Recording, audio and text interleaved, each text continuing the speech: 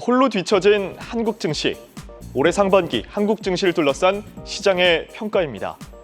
5월 29일 기준 코스피와 코스닥의 연간 수익률은 각각 플러스 0.8%, 마이너스 3.2%로 과거 10년간의 한국 증시 1년 수익률과 비교해보면 올해 우리 증시는 아쉬운 성적표를 받았습니다.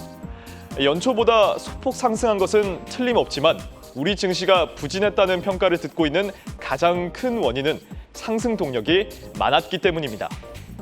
매번 우리 주식을 팔아치우던 외국인은 올 한 해 적극적인 매수에 나서면서 순매수 금액만 19조 원을 훌쩍 넘겼습니다. 글로벌 금융위기가 끝나고 외국인이 우리 주식을 30조 원 넘게 사들였던 2009년 이후 역대 최대치입니다.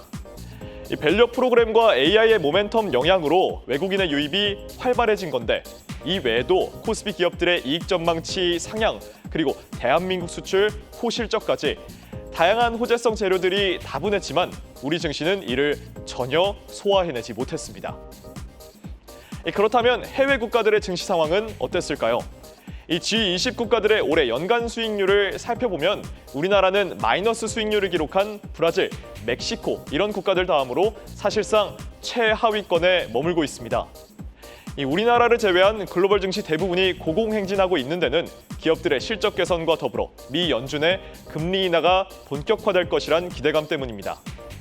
여기에 더해 정부의 증시 부양 정책, 각국 중앙은행의 금리 인하에 대한 기대감 등이 작용하면서 개별적인 상승 부스터를 더했다는 설명입니다.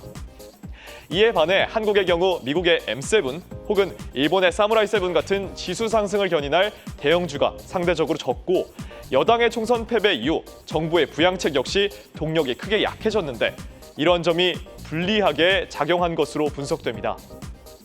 이렇듯 외딴섬이 되어버린 한국 주식시장 탓에 투자자들은 새로운 곳으로 눈을 돌리고 있습니다. 바로 채권과 특정 ETF입니다. 올해 채권 시장의 경우 단군 이래 최대치의 순매수 금액을 보여줬습니다. 주식시장이 부진을 겪으면서 새로운 투자처를 찾는 투자자들의 니즈와 금리 인하에 대한 기대감이 겹쳤기 때문입니다.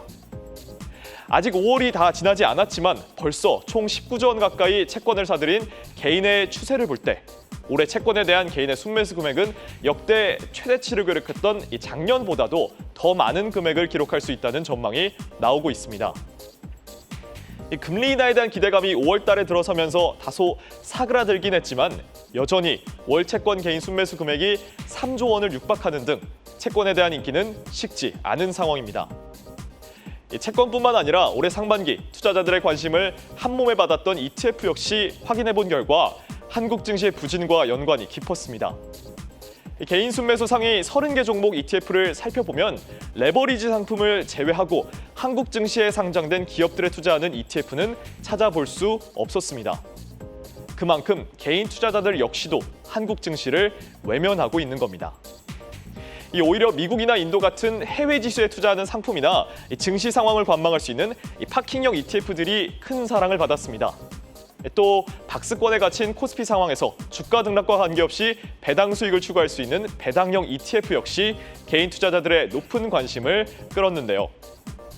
한마디로 정리하자면 올해 상반기 우리 주식시장은 부익부 빈익빈.